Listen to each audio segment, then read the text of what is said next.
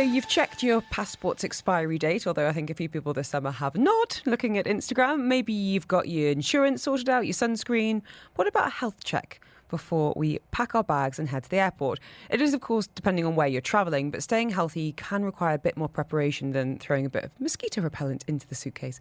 Dr. Zahir Babiker is the chair of Tropical and Infectious Diseases Division. What a fascinating job at Sheikh Tabut Medical City, and specialises in travel and tropical medicine. Dr. Zahir, thank you so much for your time today.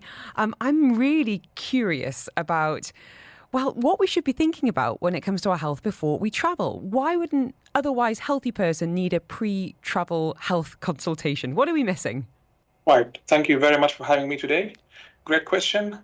So we do a pre-travel risk assessment based on the traveler's itinerary, based on the pre-existing health conditions.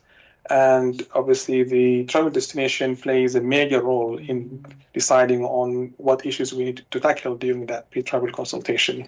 So super personalised, right? So it's like age, it's back history, vaccinations, length of stay, and of course, as you say, where we're going. Exactly. Also, the type of traveler also plays a role in determining potential risks. For instance, tourists and business travelers tend to be more organized. Unlike those who are visiting friends and relatives, they tend to often travel at short notice for a funeral or a wedding, or they tend to also underestimate the risks in their home country of infection and other non-infectious risks.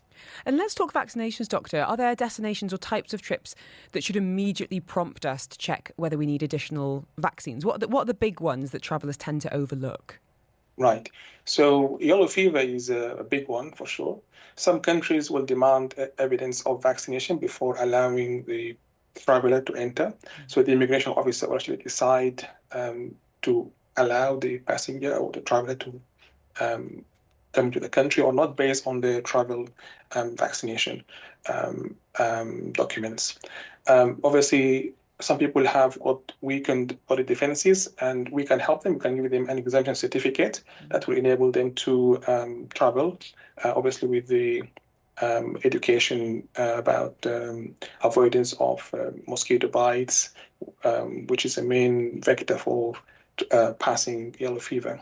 I had my yellow fever for Uganda, and it's sitting inside my passport right now, that little card. How far in advance should you get something like yellow fever or a kind of vaccination ahead of departure generally? What would you recommend? Right. So again, excellent question. As I said, organization before travel is really important. So time to departure often dictates what we can and we can't offer. Mm-hmm. Some vaccines have got more than one dose to be given before the traveler can leave. Yellow fever and other vaccines, we generally recommend at least a minimum of 10 days before travel to make sure that the vaccine actually takes effect and offers some protection. Doctor, vaccines aren't the whole story. You know, what illnesses are you most concerned about UA travellers picking up and potentially bringing back? You know, are there any simple precautions around, you mentioned mosquitoes there, but also food and water? We've seen obviously those outbreaks around iceberg lettuce in the States and UK. Animals as well. What do you do as an expert in tropical infectious diseases that the rest of us could borrow from your experience? Right. So we do focus on non-communicable disease risks. For instance, deep vein thrombosis is a frequent complication for travelers, especially those taking long-haul flights.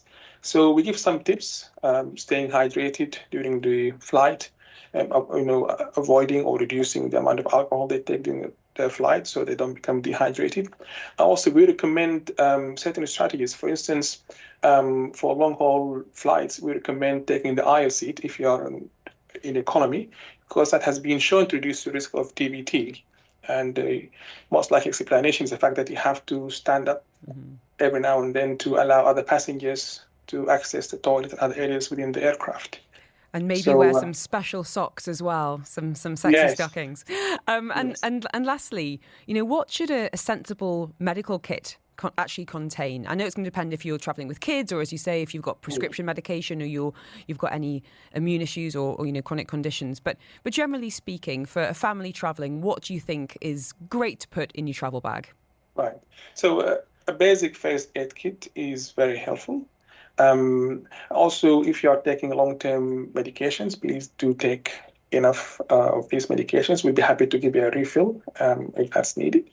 And also take a travel insurance, which should include generous provisions for medical care, including repatriation to your home country for healthcare. And then lastly, I know SSMC also offers post-travel assessments specifically for fever or potential infectious disease exposure. So if you are coming back and feeling unwell, especially if you have, as you're saying, going to certain destinations that perhaps are potentially more high risk, don't just sit at home and hope you feel better. We would urge you to go to the doctor and get properly checked out. Dr. Zahir, just lastly, is there anything that you're particularly concerned about right now when we look at health headlines, when we look at diseases in other parts of the world, anywhere that you wouldn't go right now? So in travel medicine, we do our best to enable travelers to, materialize their plans. So we enable travel plans. We facilitate your plans, but we do our best to make it as safe as it possibly can. And we also recommend, if you come back from abroad with any febrile illness, any fever, please do mention the magic word travel. Yes. I've been to XYZ. That changes the story. Context That's a game changer for us. Everything. Doctor, thank you so much for your time. What a fascinating job. I'd love to get you in the studio and hear what's kind of coming into clinic and get your take on what's happening globally as well. Dr. Zahir Babiker, the Chair of Tropical Infectious Disease Division at the Sheikh Shaboot Medical City.